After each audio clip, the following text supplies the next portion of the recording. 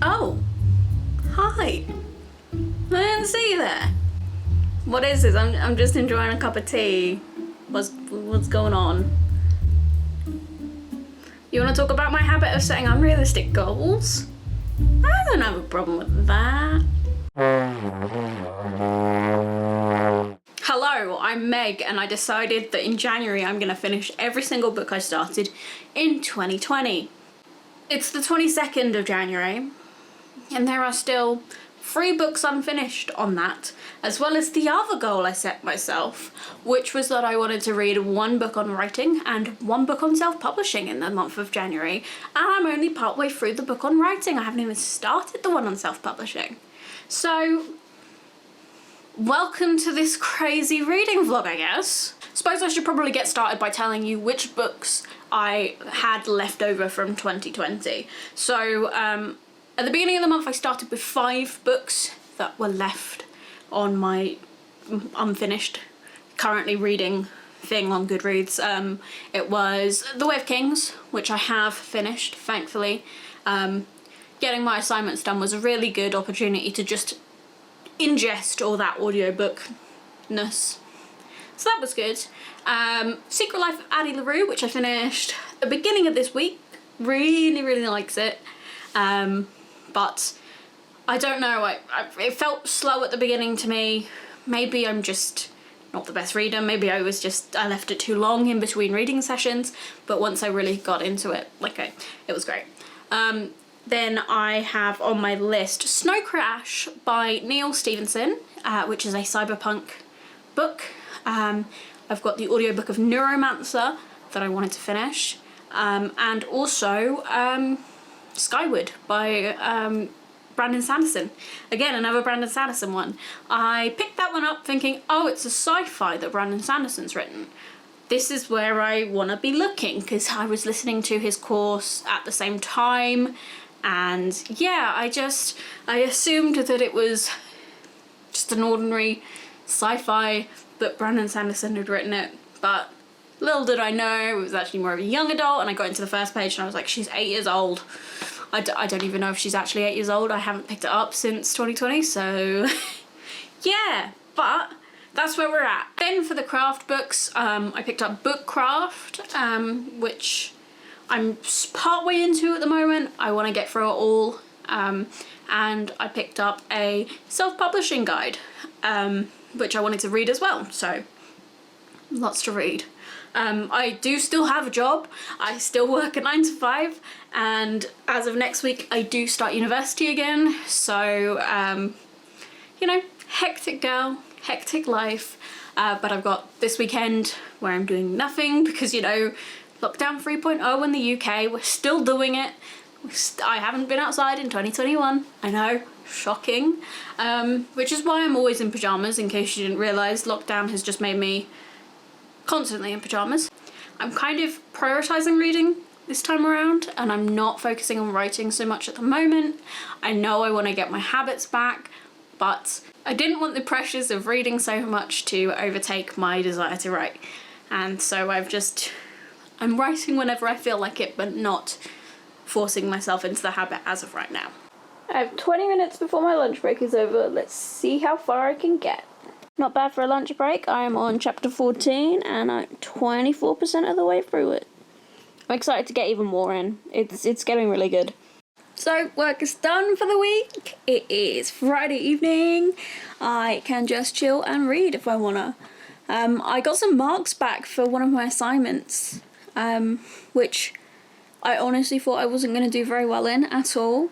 I wrote, it was a 3,000 word essay it was meant to be, and I wrote about 2,200, so I shouldn't have done well, right? Like, I was expecting to just about pass, and then I go and get like a 2-1 for the assignment, and I'm like, how have I done this? And I have a theory it's just because I'm good at structuring an essay. Like, it's because I'm good at structuring an essay and referencing. Like, none of it is me understanding stuff, so at least I've got that to fall back on, I guess.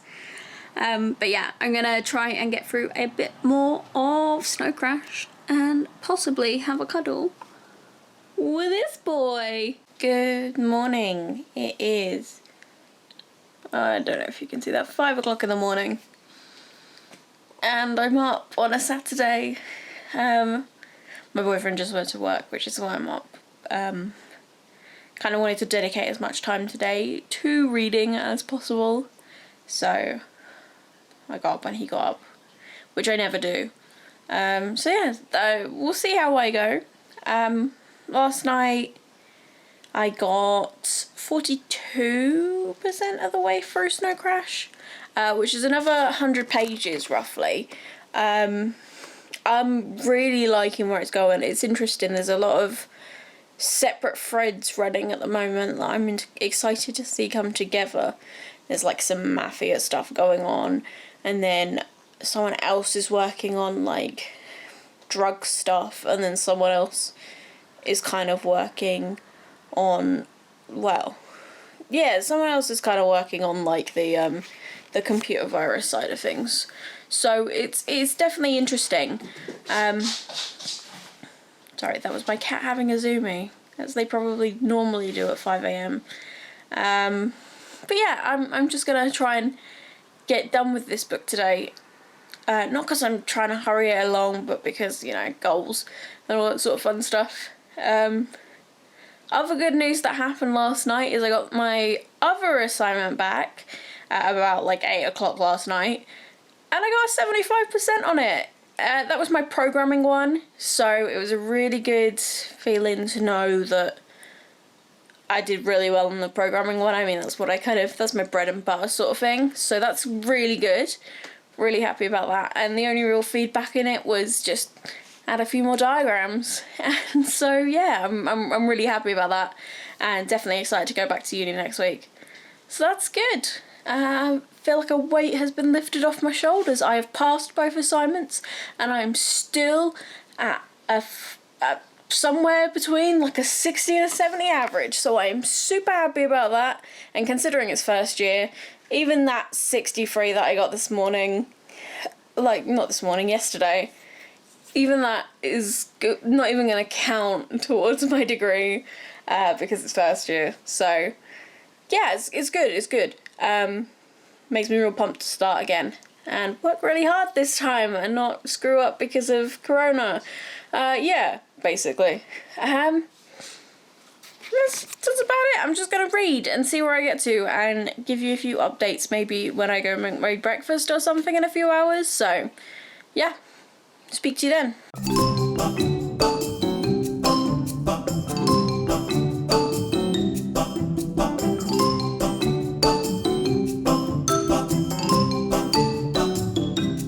So 5 o'clock is definitely not a good wake up time for me, especially not with the amount of sleep I got last night. I basically fell asleep until about 8 or 9, something like that. But I am 50% of the way through Snow Crash now. I'm gonna get myself some breakfast and some sort of caffeinated beverage. I don't know what right now.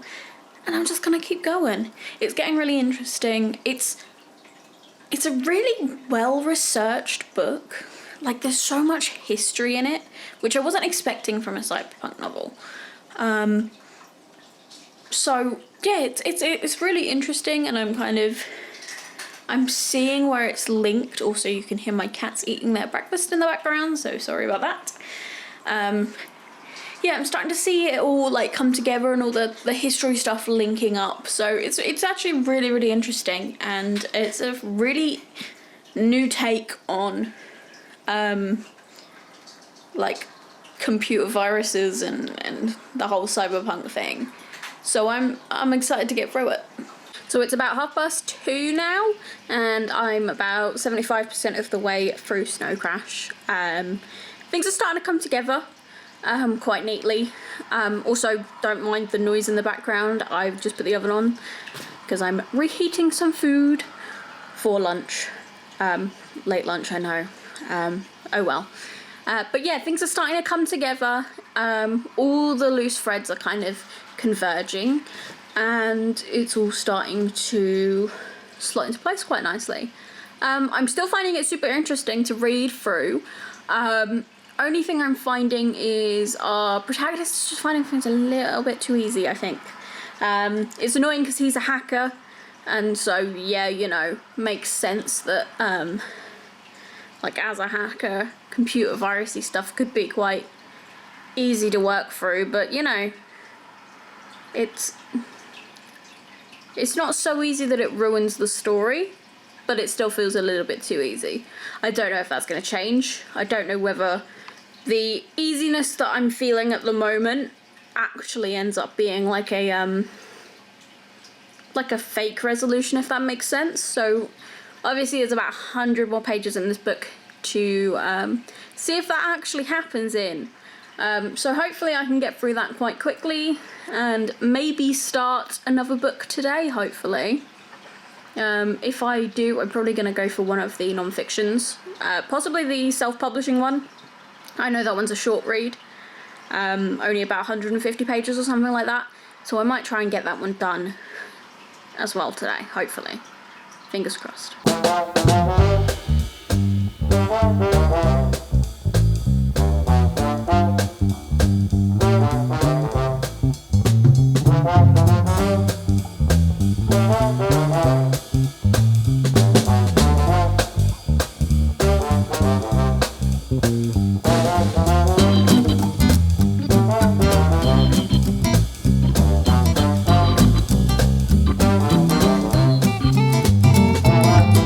Okay, book one down, and hopefully I've got enough spirits in my body from that Long Island iced tea that I can talk through it with some pretty brash opinions. I enjoyed it. Like, I did enjoy the process of reading it. I really enjoyed the way the world was set up. It was like a really exaggerated world where every single race and type of person was kind of boiled down to their like key elements, kind of stereotyped, I guess, is probably the way to do it, but it was very extreme atmosphere and I kind of enjoyed that. Things did fall a bit easily into place. It was very easy to see when something in the book was a way to get the ending to fall together. Yeah, so I wasn't too happy with that. I really enjoyed the history side of things. The history side was interesting because it kind of had this like counterbalance to like computing, which was really interesting because turns out they're really one and the same sort of thing, and that bit was good. But the one thing that struck me the most was the second main character, YT, is a 15-year-old girl and she's heavily sexualized throughout, and there's a sex scene in it with a grown adult, and it's not discussed in a way where it's abnormal, and I can't tell whether that was for shock factor or for the hell of it or whatever. Like, she was not characterized specifically mature. She's a spunky 15-year-old kid. So that's not really something I'm okay with. But I mean, there's some pretty shock value things in my cyberpunk thing that I'm writing, so I suppose I can't really be one to judge. But yeah, it was alright. I'm glad I finished it. And it's made me feel a lot more secure in my own writing style. Funnily enough, it's very strange how it's done that. And yeah, it's just good to have it off the list, to be honest. So second one I'm going to read is Successful Self-Publishing by, I can't remember her name and I feel bad, so it will be up on the screen. Kindle says it's like an hour and a half read, so hopefully I get that done tonight. It's about 7:45 now. I had dinner. When my boyfriend got home from work at 2, it ended up being a lot more distractions, but I was kind of figuring that would happen. But now he's playing video games and I'm able to read in quiet peace again, which is lovely. So I'm going to try and get on with that self-publishing book. Good morning, and and happy Sunday. I finished that successful self-publishing book in the space of an hour. It didn't even take me as long as I was imagining it would, but normally those sort of non-fiction books tend to end up like being quicker reads for me, so I'm hoping that the next one does as well. It was good. It was basically just like a really succinct, like concise way of just going through the process. It listed out a bunch of options for you and weighed them out, and that was really nice, and it's probably going to be something that I look to in the future, so good job, Joanna Penn, for making such a handy little guide. I might look towards some of her other non-fiction stuff for more like writing craft stuff, because it seemed to be sort of stuff that was pretty low on fluff, really concise. Basically, I want to be spending a lot more time reading fiction than I want to be reading craft, because fiction's like the real... It's what I want to write, so makes sense to do my research in that field. But yes, finished that, and I started on Skyward. I'm an idiot because it was only the prologue where she was 7 years old. She's like 17 in the whole thing, and that's like a fine age to like feel comfortable reading the point of view of. It's fine so far, like it's good.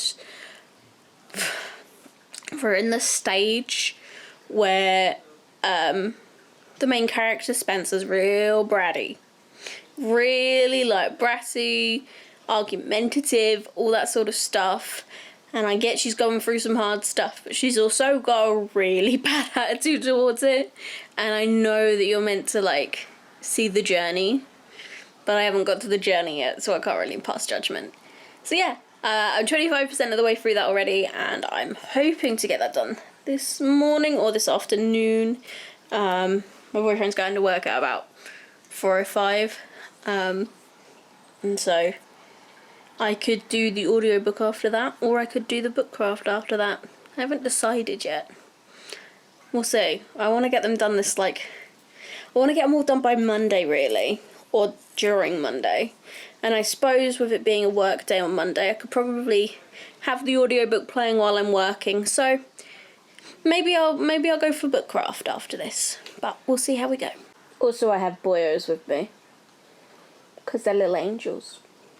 Peep it away. Okay, I literally could not put that down. Like from the second I picked it up, I probably got up to make myself a slice of toast in that time, and that has been it. Damn, I was not expecting that to be so interesting to me. Yeah, Spencer starts off really bratty and really obnoxious, but once you get over that and you realise that that's because she's gonna go somewhere as a character, it's really interesting, and it's cool to see like all the twists, like what the father actually did, and see her kind of reach that point where she could follow in her father's footsteps and doesn't. It's interesting, and Brandon Sanderson, as I'm sure you probably all know, has a way of just like weaving threads so that a series of books just hooks you, and it's left me happy with the result of the book, but also so excited to see what follows on. Like, there's still some threads that could still need to be resolved, and I imagine that they happen in the next 2 books, one of which isn't out yet, so I'm trying. I don't want to read it too quickly because I don't think that book's coming out until like October of this year, so I'm like, oof, do I want to leave it that long, or do I want to wait, read Starsight a little bit closer to the time so I've got a nice jumping off point there? But yeah, I was surprised. I was genuinely surprised by that, and I'm happy I read it. Glad I got it done. Now I'm gonna make myself some dinner, and I'm gonna try and move on to bookcraft. I can't remember how far I am with that. less than 10%, I think. So yeah, we'll see. We'll see how far I get tonight. Hopefully I can finish it tonight. I won't have any distractions. My boyfriend's at work until like 9 and then he's going straight to sleep, so I can pretty much read for the rest of the evening until I fall asleep. So that's good. And that way I don't have to do it during work tomorrow, and work tomorrow, I don't think I've got too many meetings, so I can have the Neuromancer on in the audiobook in the background, because I've got like 6 hours of that left. And, you know, long weekend of reading should come full circle and I will have met all of my reading goals, which is mad considering I read like 20 books in all of 2020 and I'm already at like 9. Finishing those 2 will take that up to 11. Mad, right? I know. But yeah, gonna make some food because I'm hungry and all I've eaten is like 2 slices of toast today. And then I'm gonna read Bookcraft. Hopefully I'll do some more clips for Bookcraft because it seems like the sort of thing that people are interested in. So the opening chapter or so, I suppose, or part of Bookcraft ended up being mainly just a persuasion to get people to write habitually and write consistently as opposed to writing when the mood struck them. And I don't know that this... Well, the problem is I'm part of this writing community and we all around us like try and enforce, like... Not enforce... We have like a community where we're happy to admit that we're flawed writers and we want to develop, sort of thing. And we kind of encourage habits like between us and all that sort of stuff. So I guess it was easy for me to forget that there are writing communities, or people writing, I should probably say, out there that don't have any form of structure to their writing. And in a way I'm still partially like that, but I'm happy to accept that the only way I will ever fully write a book is if I have a routine, whereas there was probably once upon a time a version of me that would have said, this is only going to be good if I write when I feel inspired. And the older I've got, motivation and inspiration, they're just words. They're just words. I don't understand the need for them as much. And yeah, like obviously motivation still comes and goes, but it's easier to get up and do something every now and again. But they have no say in what I get done when it comes to productivity. I have too much to do. I am a full-time programmer, I'm a full-time student, and I want to publish a book this year, so you know, I don't have time to not be motivated. But yeah, and then from there it moved on to a lot of deciding what you're gonna write. And I can see where this is important because there are a lot of people that do want to write to market, and for people it is a way of cementing a career, is writing to market and writing in like pigeonhole boxes. And in a way I'm obviously, I write cliches and all that sort of stuff, and I'm happy to admit it, and I'm not reinventing the wheel with anything that I write, but I would happily publish a book and not see it do well and make a living off of it.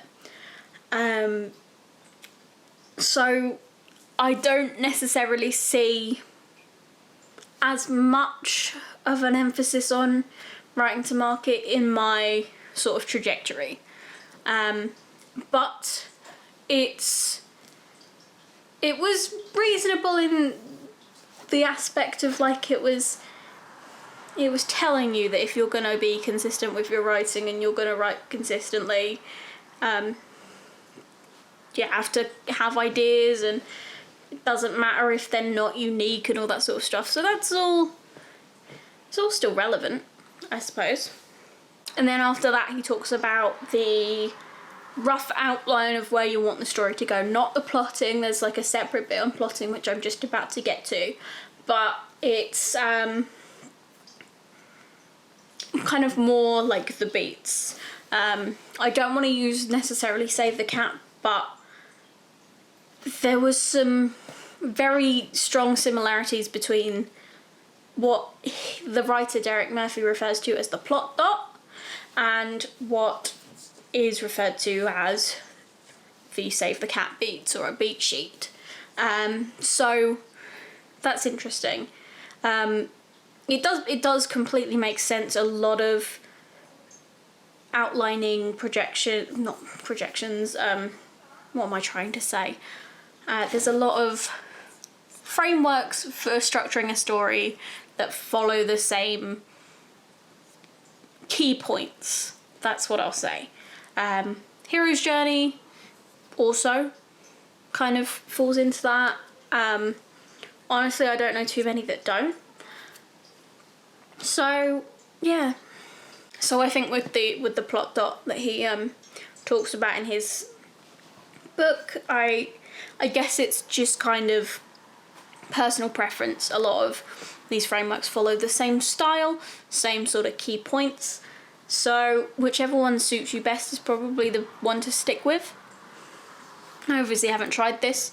I try to keep frameworks in mind when I do write. I tend to be a bit of a discovery writer, and then in the revision process I shift things about and kind of figure out the solid beats and stuff. But I do think the beat sheet can be a bit much in some cases.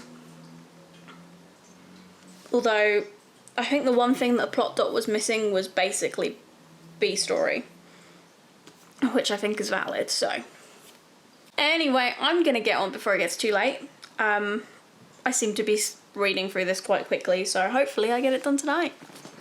So we are back in the same spot I've been in pretty much for every one of these roundup videos. I finished Bookcraft and it felt very underwhelming. Honestly, I don't know whether that was because a lot of it was like stuff that was just reinforcing ideas with me. It wasn't anything new. Or whether it was... So it was a lot of fluff, and the tagline for the whole book was "Cut the fluff, keep the magic," and it felt like it was all fluff. Like, it was 400 no, it wasn't 400 pages, it was nearly 400 pages, and it could have been condensed a lot. Like, if that was a 150, 200, maybe the points would have felt a bit more significant. I don't know. So that's sad. I decided to read a poetry book as well, because I had time to do that. I had time to add another book in, and to be honest, I might read another poetry book tonight in bed, possibly. I've basically decided that I'm going to finish off Neuromancer while I'm at work tomorrow, for the simple reason, yeah, I've got 6 hours, you know, I can totally get that done. So in the meantime, I am kind of thinking of adding a few more books in. And so I read Poems for the End of the World by Katie Wismer, and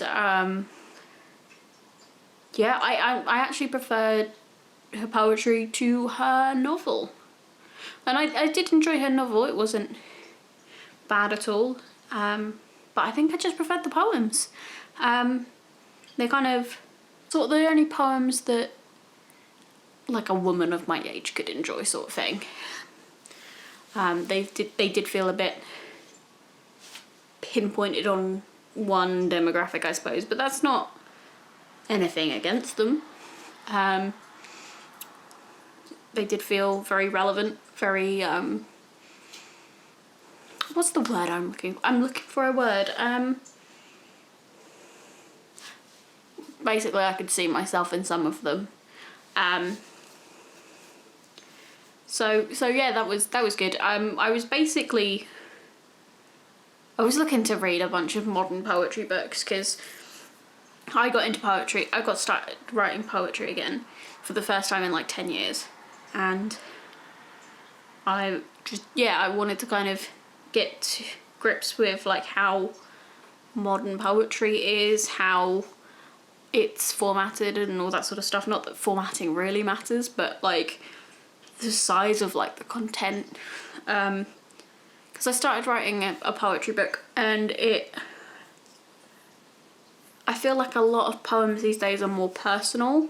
Whether or not they're about the author themselves is completely different, but poetry tends to fall on that side a lot more. Like Milk and Honey got very popular a few years back, and I'm probably going to read Homebody, Rupi Kaur's latest poetry book soon, and but I wanted to kind of tell a story with the poetry that I'm writing. It's not all from one perspective. It's not from the author's, like me. It's not from my perspective.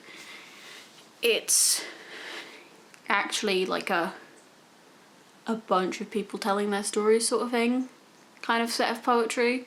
So reading poetry has kind of amplified my want to do it. So that's good. But yeah. I'm very boring right now.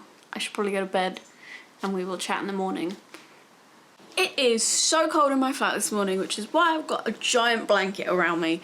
But Monday, last book of the vlog, The Neuromancer. I'm going to be reading that this morning. Not reading it, audiobook, listening to it while I do my job. Luckily, I tend to be the sort of person that has either a podcast or an audiobook on while I'm working, so this isn't too new for me, too weird, so hopefully I can get through that before lunch. It's like 6 in the morning, so hence why it's cold. I have put the heating on, don't worry. It feels weird. We didn't use the heating last winter, but because I'm here all the time now, it's on all the time. Not all the time. It's on a fair amount more, and that's weird to me. Oh, and also last night I read The Sweetest Kind of Poison, which is the other poetry collection by Katie Wismer. I didn't like that one so much. I felt like it was a little too relationship centric to speak to me. I can understand that there was probably a time in my life where I probably would have preferred it. But when I read it, fortunately not. Yeah,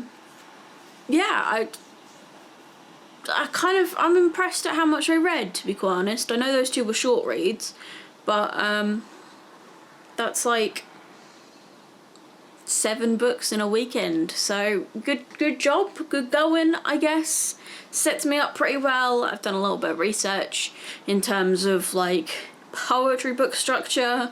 I've done a little bit of research self-publishing wise, a little bit of research like fiction wise, a little bit of research cyberpunk wise, and a little bit of sci-fi in there for good measure. So I feel like that's good. Hello, I totally forgot to record an ending clip yesterday when I finished. I pretty much finished it same time I finished work. My boyfriend came home kind of sick from work. They kind of sent him home because he was coughing. Took a test. He's not got COVID, everybody. Round of applause. I was a little bit worried. I don't know how well I deal with COVID, to be fair to you. So yeah, but we're fine. We're fine. So I finished Neuromancer, and the biggest takeaway from it is I need to read it like in person, physically. I think it was because I was working on something quite intense at the time. Like I've listened to a couple of audiobooks while I've been working, and it's been easier to follow along than this. And I don't know whether that was more the world building or whether it was just the intensity of the work I was working on. So I think I'm gonna have a go at reading that one in person, or either ebook or physically. So that's what I'm gonna do there. I didn't hate it, but I didn't find myself like enjoying it too much either. It was just kind of on, less tricky. I mean, less easy to follow, so that's not the best, but I actually met my goal and I'm super happy about it. I read every book I planned to for January and more because I added 2 poetry books in there in the middle there, so I feel like I've done myself pretty well. So yeah, thank you all for watching this little vlog. Hopefully as life picks up again and I'm not in a lockdown, we can do a few more fun things in these reading vlogs and literally not give myself only a weekend to read like 1,000,000 books. That would help. But yeah, thank you all for watching. I'm planning on putting out a video this week about my new semester at uni. I'm starting my 2nd year of university tomorrow, so I wanted to do a video on how I'm kind of preparing myself for that. And I think I'm going to do a 10,000 word day at the weekend, so you might see a video of that soon. But anyway, thank you all for watching. I look forward to seeing you next time.